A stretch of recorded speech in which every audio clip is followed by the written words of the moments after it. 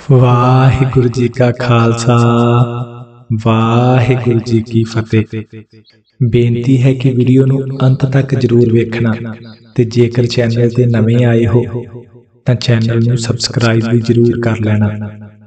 ਮਨੁੱਖ ਜੇ ਕੁਝ ਸਿੱਖਣਾ ਚਾਹੇ ਤਾਂ ਉਹਦੇ ਆਸ-ਪਾਸ ਹੀ ਇੰਨੀਆਂ ਘਟਨਾਵਾਂ ਹੁੰਦੀਆਂ ਨੇ ਕਿ ਉਹ ਉਹਨਾਂ ਤੋਂ ਸਿੱਖ ਸਕਦਾ ਹੈ ਤੇ ਆਪਣੇ ਜੀਵਨ ਨੂੰ ਸੁਖਾਲੇ ਢੰਗ ਨਾਲ ਜੀ ਸਕਦਾ ਹੈ।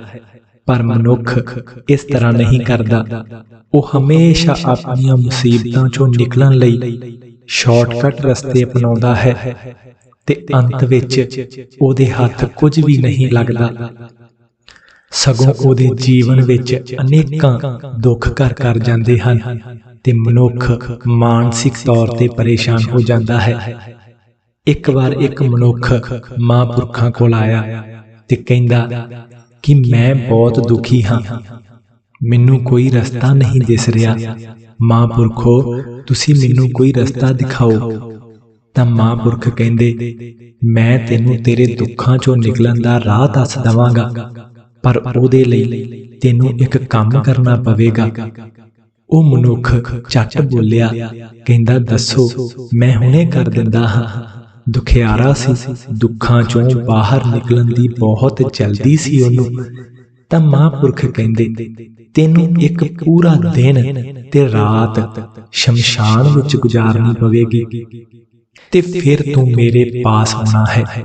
ਉਹ ਮਨੁੱਖ ਘਬਰਾ ਗਿਆ ਤੇ ਬੋਲਿਆ ਕਿ ਮਹਾਂਪੁਰਖੋ, ਸ਼ਮਸ਼ਾਨ ਦੇ ਵਿੱਚ ਉੱਥੇ ਮੈਨੂੰ ਕਿਉਂ ਭੇਜ ਰਹੇ ਹੋ?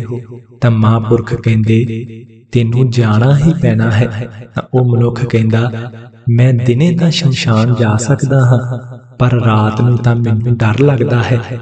ਸ਼ਮਸ਼ਾਨ ਵਿੱਚ ਭੂਤਾਂ ਹੁੰਦੀਆਂ ਨੇ। ਜਦੋਂ ਉਸ ਮਨੁੱਖ ਨੇ ਇਹ ਗੱਲ ਕਹੀ ਤਾਂ ਮਹਾਂਪੁਰਖ ਮੁਸਕਰਾਏ ਤੇ ਕਹਿੰਦੇ, ਤੂੰ ਪਹਿਲਾਂ ਕਦੇ ਭੂਤ ਵੇਖਿਆ ਹੈ? ਤਾਂ ਉਹ ਮਨੁੱਖ ਕਹਿੰਦਾ, ਨਹੀਂ ਜੀ, ਮੈਂ ਕਦੇ ਨਹੀਂ ਵੇਖਿਆ। ਤਾਂ ਮਹਾਂਪੁਰਖ ਕਹਿੰਦੇ, ਚੰਗਾ ਫਿਰ ਜਾ ਸ਼ਮਸ਼ਾਨ ਤੇ ਜੋ ਵੀ ਤੈਨੂੰ ਉੱਥੇ ਦਿਸੇ ਉਹ ਮੈਨੂੰ ਆ ਕੇ ਦੱਸਣਾ ਹੈ। ਸ਼ਾਮ ਦਾ ਵੇਲਾ ਸੀ। ਮਹਾਂਪੁਰਖ ਕਹਿੰਦੇ, ਤੂੰ ਅੱਜ ਦੀ ਰਾਤ ਇੱਥੇ ਰੁਕ, ਸੁਬਾਹ ਤੂੰ ਸ਼ਮਸ਼ਾਨ ਲਈ ਨਿਕਲ ਜਾਵੇਂ। ਤਾਂ ਉਹ ਮਨੁੱਖ ਮੰਨ ਗਿਆ। ਅਗਲਾ ਦਿਨ ਚੜ੍ਹਿਆ। ਮਨੁੱਖ ਮਹਾਂਪੁਰਖਾਂ ਨੂੰ ਫਤਿਹ ਬੁਲਾ ਕੇ ਚਲਾ ਗਿਆ ਸ਼ਮਸ਼ਾਨ। ਇੱਕ ਪੂਰਾ ਦਿਨ ਤੇ ਰਾਤ ਸ਼ਮਸ਼ਾਨ ਵਿੱਚ ਗੁਜ਼ਾਰਨ ਤੋਂ ਬਾਅਦ ਉਹ ਮਨੁੱਖ ਵਾਪਸ ਆ ਗਿਆ ਮਹਾਂਪੁਰਖਾਂ ਪਾਸ। ਮਹਾਂਪੁਰਖ ਉਸ ਮਨੁੱਖ ਨੂੰ ਕਹਿੰਦੇ, ਜਾ ਆਇਆ ਹੈ ਸ਼ਮਸ਼ਾਨ, ਕੋਈ ਭੂਤ ਦਿਸਿਆ? ਤਾਂ ਉਹ ਮਨੁੱਖ ਕਹਿੰਦਾ, ਨਹੀਂ ਜੀ, ਭੂਤ ਤਾਂ ਨਹੀਂ ਦਿਸਿਆ। ਤਾਂ ਮਹਾਂਪੁਰਖ ਕਹਿੰਦੇ, ਅੱਛਾ, ਫਿਰ ਤੂੰ ਜੋ ਵੀ ਵੇਖਿਆ ਹੈ ਉਹ ਸਭ ਮੈਨੂੰ ਦੱਸ। ਤਾਂ ਉਹ ਮਨੁੱਖ ਕਹਿੰਦਾ, ਦਿਨ ਦੇ ਸਮੇਂ ਇੱਕ ਬਜ਼ੁਰਗ ਨੂੰ ਲੈ ਕੇ ਆਏ।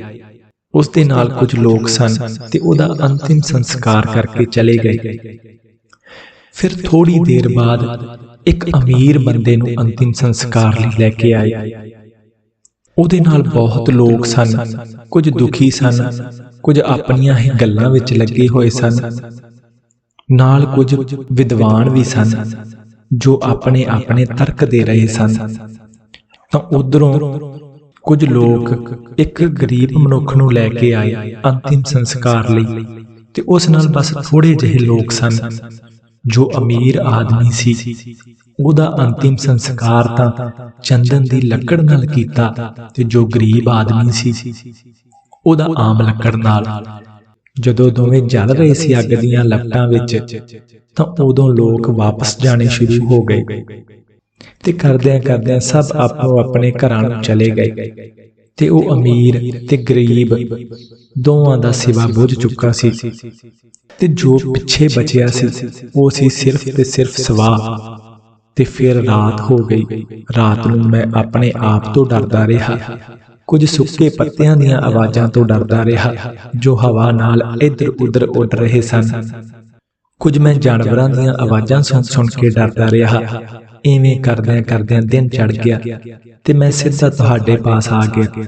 ਇਹ ਸਭ ਸੁਣ ਕੇ ਮਹਾਂਪੁਰਖ ਕਹਿੰਦੇ ਕਿ ਤੂੰ ਕੀ ਲੈ ਕੇ ਆਇਆ ਹੈ ਸ਼ਮਸ਼ਾਨ ਵਿੱਚੋਂ? ਤਾਂ ਉਹ ਮਨੁੱਖ ਹੈਰਾਨ ਹੋ ਕੇ ਕਹਿੰਦਾ ਕਿ ਮੈਂ ਕੀ ਲੈ ਕੇ ਆਉਣਾ ਸੀ?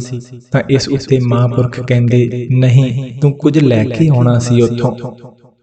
ਤੂੰ ਜਾ ਇੱਕ ਦਿਨ ਤੈਨੂੰ ਹੋਰ ਉੱਥੇ ਲਾਉਣਾ ਪਵੇਗਾ ਤੇ ਇੱਕ ਦਿਨ ਹੋਰ ਉੱਥੇ ਬਿਤਾਉਣ ਤੋਂ ਬਾਅਦ ਤੂੰ ਮੇਰੇ ਪਾਸ ਆਈ। ਤਾਂ ਉਹ ਮਨੁੱਖ ਫਿਰ ਵਾਪਸ ਚਲਾ ਗਿਆ ਸ਼ਮਸ਼ਾਨ। ਤੇ ਜਦੋਂ ਅਗਲਾ ਦਿਨ ਚੜ੍ਹਿਆ ਤਾਂ ਉਹ ਮਨੁੱਖ ਮਹਾਂਪੁਰਖਾਂ ਕੋਲ ਆ ਗਿਆ ਤੇ ਮਹਾਂਪੁਰਖ ਉਹਨੂੰ ਪੁੱਛਦੇ ਕਿ ਕੀ ਲੈ ਕੇ ਆਇਆ ਹੈ ਸ਼ਮਸ਼ਾਨ ਚੋਂ। ਤਾਂ ਉਹ ਮਨੁੱਖ ਬੜੇ ਹੀ ਨਿਮਰ ਸੁਭਾਅ ਨਾਲ ਬੋਲਿਆ, ਕਹਿੰਦਾ ਮਹਾਂਪੁਰਖੋ, ਅੱਜ ਲੰਘੀ ਰਾਤ ਮੈਨੂੰ ਜਰਾ ਜਿੰਨਾ ਵੀ ਡਰ ਨਹੀਂ ਲੱਗਾ। ਰਾਤ ਨੂੰ ਮੈਂ ਵੇਖਿਆ ਕੁਝ ਲੋਕ ਅੰਤਿਮ ਸੰਸਕਾਰ ਲਈ ਕਿਸੇ ਨੂੰ ਲੈ ਕੇ ਆ ਰਹੇ ਸਨ।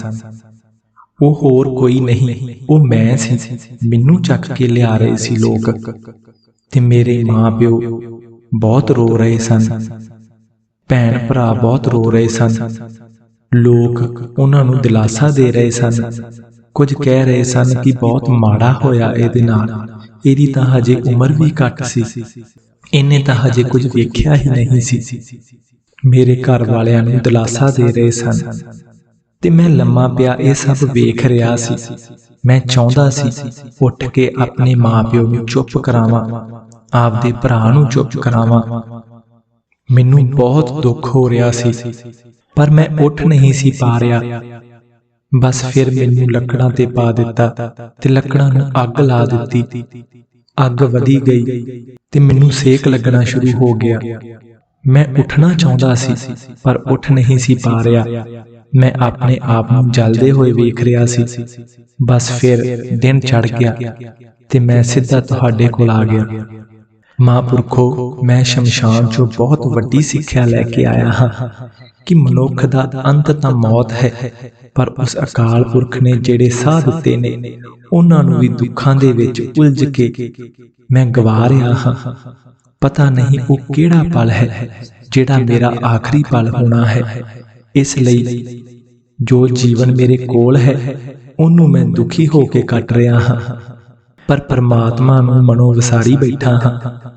ਅਸੀਂ ਸਭ ਸ਼ਮਸ਼ਾਨ ਜਾਂਦੇ ਹਾਂ ਤੇ ਉੱਥੋਂ ਸਿੱਖ ਕੇ ਵੀ ਆਉਂਦੇ ਹਾਂ ਕਿ ਸਾਰੀ ਭੱਜ ਦੌੜ ਤੋਂ ਬਾਅਦ ਅੰਤ ਵਿੱਚ ਇੱਥੇ ਹੀ ਆਉਣਾ ਹੈ ਤੇ ਨਾਲ ਕੁਝ ਵੀ ਨਹੀਂ ਲੈ ਜਾਣਾ। ਪਰ ਉਸ ਸਿੱਖਿਆ ਨੂੰ ਅਸੀਂ ਆਪਣੇ ਜੀਵਨ ਵਿੱਚ ਅਪਣਾਉਂਦੇ ਨਹੀਂ।